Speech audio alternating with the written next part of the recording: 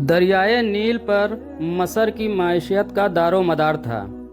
मसर के खेतों को सैराब करने वाला दरिया खुश्क हो चुका था।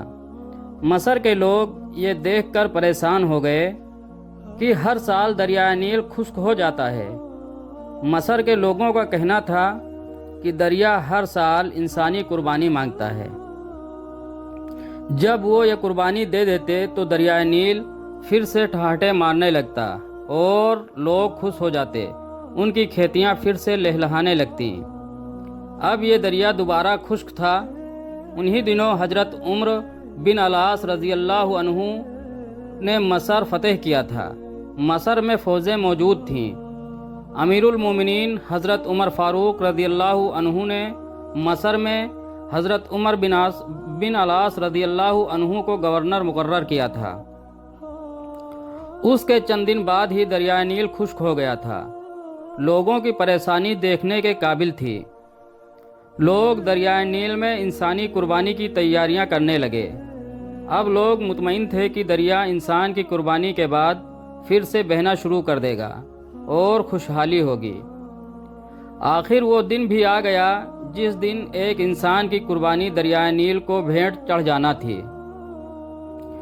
हज़रत उमर बिन अलास रज़ी अल्लाह अन्हु दरियाए नील के खुश्क होने की वजह से सख्त परेशान थे।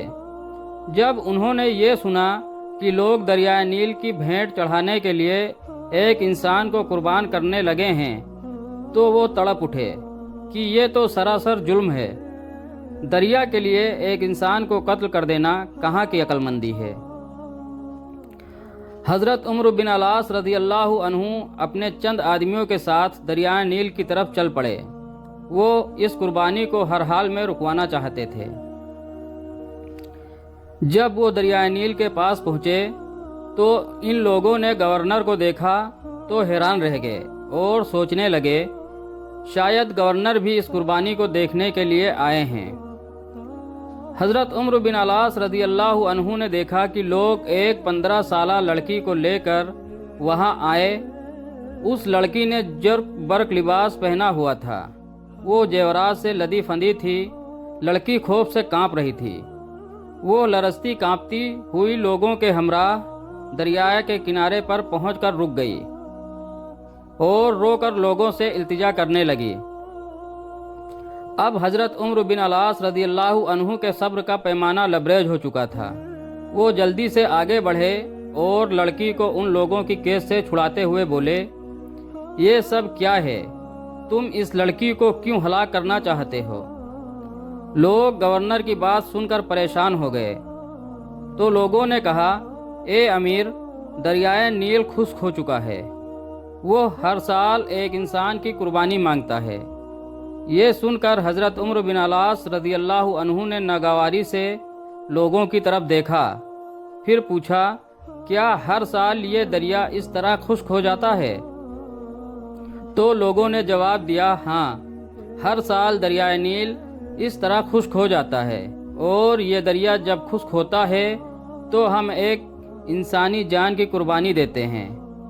उसके साथ ही दरिया का पानी बढ़ना शुरू हो जाता है और देखते ही देखते दरिया में तुगियानी आ जाती है। हज़रत उम्र बिन अलास रज़ी अल्लाह अन्हु ने कहा, ये तो जुल्म है। लोगों ने कहा, ए अमीर, हम हर साल चांद की 11 तारीख को एक नौजवान लड़की का इंतखाब करके उसके वालिदैन की रजामंदी से उस लड़की को जेवरात और खूबसूरत लिबास पहनाकर दरियाए नील की भेंट चढ़ा देते हैं। फिर दरिया का पानी बढ़ने लगता है। ये सुनकर हज़रत उम्र बिन अलास रज़ी अल्लाह अन्हु ने कहा, इस्लाम इन बातों को पसंद नहीं करता। तुम हर साल एक इंसान को कत्ल करके दरिया की भेंट चढ़ा देते हो। ये तो सरासर जुल्म है। इस्लाम इन फजूल बातों को मिटाने के लिए आया है। आइंदा तुम ऐसा नहीं करोगे।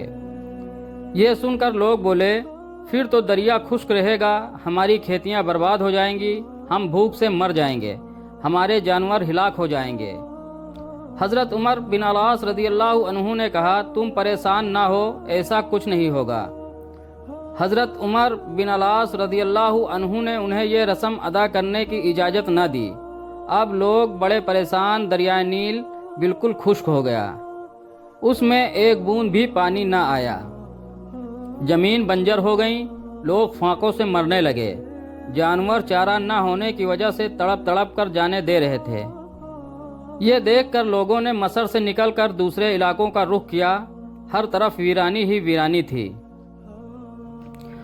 حضرت عمرو بن العاص رضی اللہ عنہ نے جب دیکھا تو وہ بھی پریشان ہو گئے۔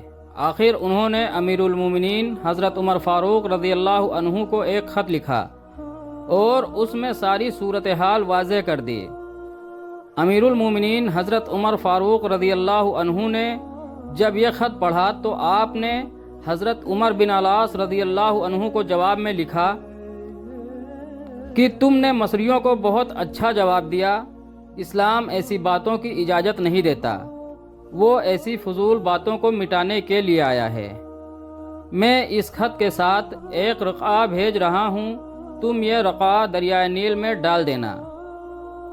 جب حضرت عمر بن العاص رضی اللہ عنہ کے پاس امیر المومنین حضرت عمر فاروق رضی اللہ عنہ کا خط پہنچا تو انہوں نے خط کے بعد وہ رقعہ بھی پڑھا جو دریائے نیل میں ڈالنے کے لیے تھا۔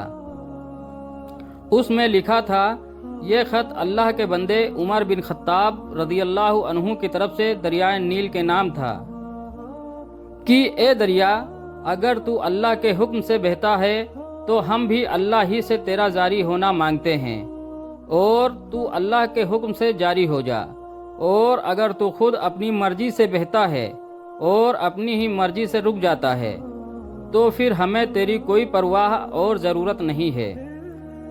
حضرت عمر بن العاص رضی اللہ عنہ نے یہ رقعہ دریائے نیل میں ڈال دیا اور واپس چلے آئے۔ جب صبح مصر کے لوگ بیدار ہوئے تو یہ دیکھ کر حیران رہ گئے کہ اللہ نے دریائے نیل کو اس طرح جاری کر دیا ہے، بلکہ اب تو دریا میں پانی پہلے سے بھی زیادہ ہے اور دریا میں طغیانی آئی ہوئی ہے۔ لوگ یہ دیکھ کر خوشی سے چلا اٹھے کہ دریا جاری ہو گیا۔ اس دن سے اب تک دریائے نیل اسی طرح جاری و ساری ہے، ایک لمحے کے لیے بھی اس کا پانی خشک نہیں ہوا۔ جزاکم اللہ خیر۔